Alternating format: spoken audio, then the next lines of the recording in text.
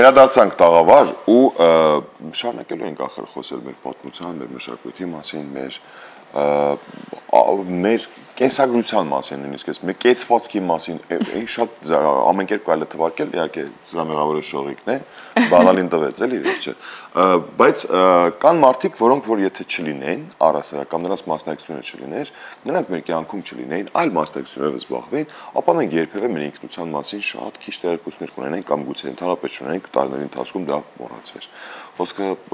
պատմաբանների, հնագետների եւ ոչ միայն այն մարդկանց, որոնք որ մեծ աշխատանք են ծավալում։ Հատկապես որ վաղն էլ ունենք շատ գեղեցիկ առիթ, ապրիլի 18-ը նշվում է ամբողջ աշխարհում որպես հուշարձանների միջազգային օր, իսկ մենք այս ոլորտում ունենք բավականին, այսպես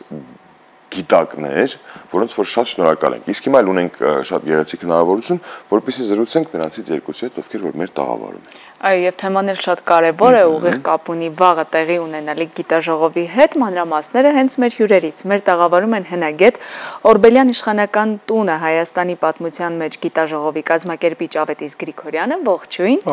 եւ Հայաստանի Հանրապետության կրթության, գիտության, մշակույթի, սպորտի նախարարության պահպանության ծառայության ՊՕԱԿ-ի գիտական քարտուղար Աշոտ Փիլիպոսյանը, ողջույն։ Բարի լույս։ Ուրախ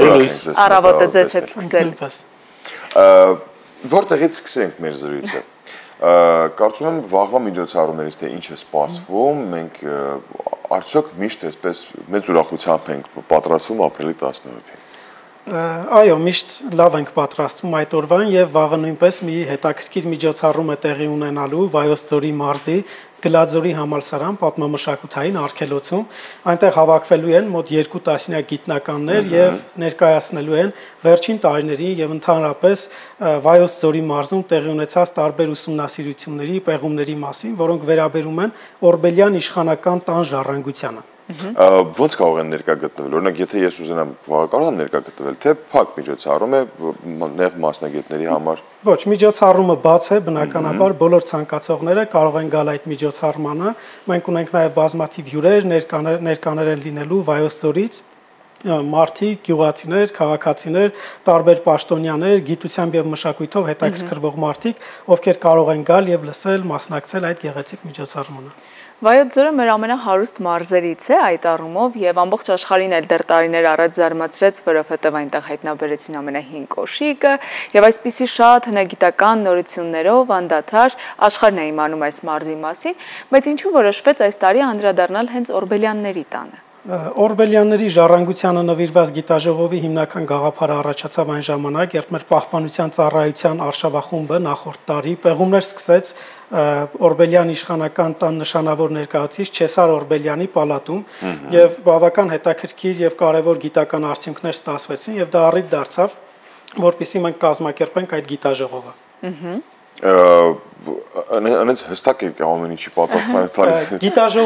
Գիտաժողովի շրջանակում ի դեպ նշեմ, որ կազմակերպվելու է նաև ցուցադրություն, ժամանակավոր ցուցադրություն է բացվելու այդ օրը, որտեղ ներկայացվելու են այդ պեղումների արդյունքում հայտնաբերված բոլոր գտածոները։ Շատ են գտածոները։ Գտածոները բավական շատ են, մենք ամենահետաքրքիրներն ենք ընտրել, որոնք մոտ 3 ամիս կմնան այնտեղ եւ կցուցադրվեն։ Երկուսի մասին մեզ էլ կասեք, որպեսզի կարողանանք հետաքրքրությունն էլ ավելի մեծացնել մարդկանց։ Հիմնականում դրանք կենցաղում օգտագործված տարբեր առարկաներ են, վերաբերում են 13-ից 15-րդ դարերին, որոնք օգտագործել են մեր իշխանները եւ նրանց հետագա ժառանգները։ Եվ ցուցադրությունը ինչքան է բաց լինելու, միայն այդ օրը։ Այո, 3 ամիս բաց կլինի եւ բոլոր ցանկացողները այս ընթացքում կարող են այցելել Գլաձորի համալսարան պատմամշակութային արգելոց եւ դիտել այդ գտածոները։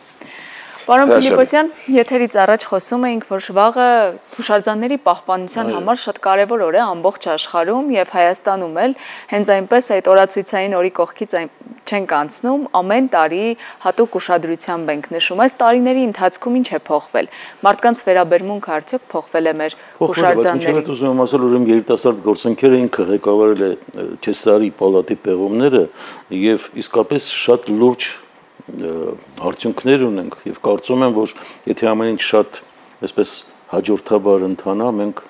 ապագայում կունենանք շատ լուրջ եւ լավ տուրիստական մի կետ, որ ոչ միայն մեր պատմության ու ինքնության խորհրդանիշն, այլև աշխարհին ներկայանալու շատ կարևոր հուշարձան է։ Բացառիկ ժամանակահատվածը ինչքան է սովորաբար անցնում պեղումների հետ կապված։ Օրինակ այս պեղումների ընթացքում ինչքան եք աշխատել։ Պեղումները սովորաբար տևում են 1-2 ամիս, բայց կարող են տևել տարիներով։ Տարիներ շարունակ։ Այո, իսկ այս հուշարձանը իսկապես բացառիկ է, ինչպես նշեց պարոն Փիլիպոսյանը, որովհետեւ սա մեր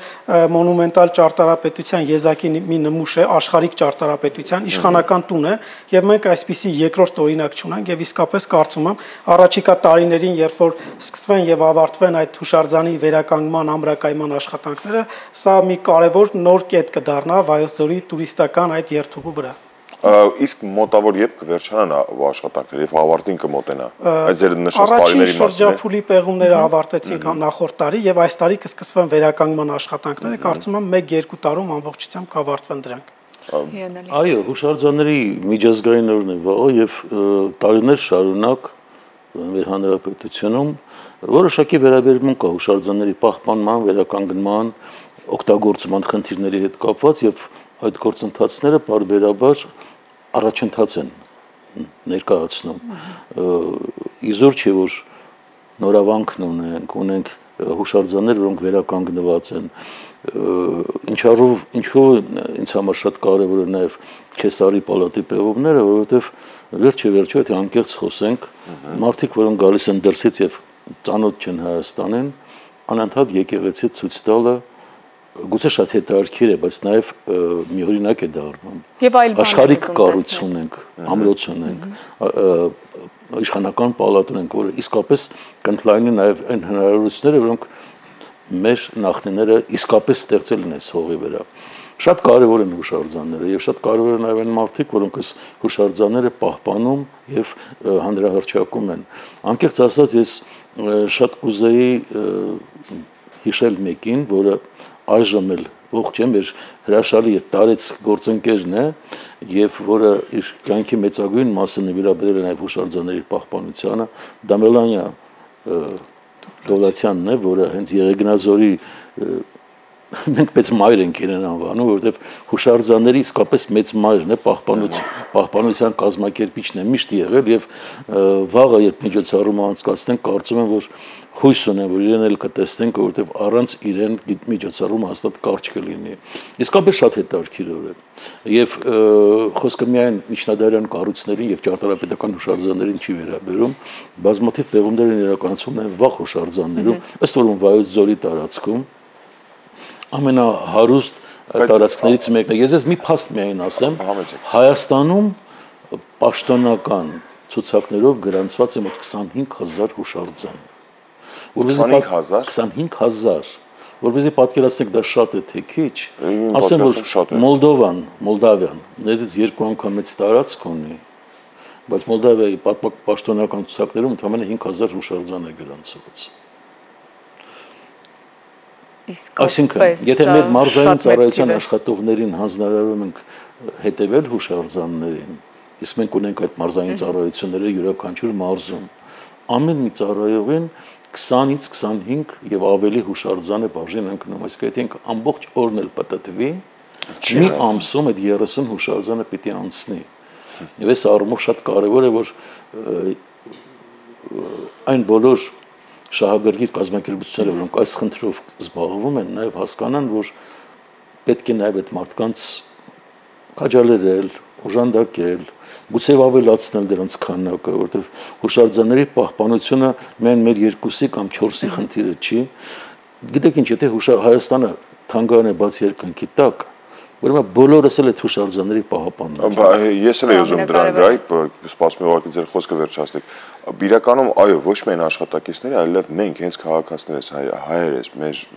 հայրենիքը պահելու հենց միտումով, ախր ինքներս է պետք է խնայողաբար եւ շատ այսպես, ինչպես հոգատարությամբ, ինչպես մենք մեր տան, չգիտեմ, սենյակները կամ չգիտեմ, մեր տունն ենք, մեր բնակարաններն ենք դիպեցնում։ Ինչ-որ տարօրինակ էսի մտայնություն կա, որ ամեն քարի տակ ոսկի կա, եւ այդ քարը եթե բարձրացնես միանգամից կհարստանաս։ Իսկ շատ եք գտնում դուք ոսկի, հա ոնց։ Ոչ։ Անցյալ 22 թվականին ենք մի քիչ գտել, մի դամբարանից։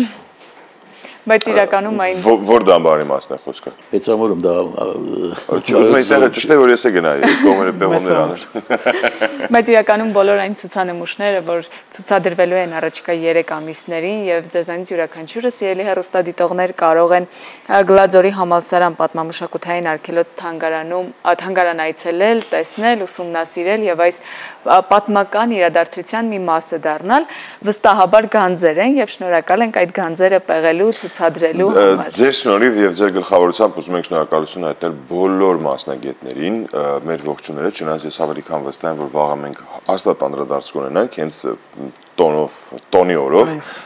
բայց այսօր եւս մեր շնորհակալությունն ենք ուզում հայտնենք ձեր արած մեծ աշխատանքի համար, մեր ողջունները բոլոր մասնագետներին։ Շատ ուրախ ենք, որ դուք մեր տաղավարում եք եւ մենք վստահ ենք, որ դեռ շատ ասելիք ու շատ հայտնաբերելու ու ծանոթանալու շատ բան ունենք մեր պատմության առասարակ։ Ձեզ լավ ենք մաղթում, բավական ժամանակը շատ հաճելի էր։ Նմանապես շատ շնորհակալություն, որ դուք մեզ հետ սկսեցիք ձեր առավոտը։ Իսկ հիմա մենք սիրելիներս կարծես թե պետք է շարունակենք շարժվենք առաջ։ Այո։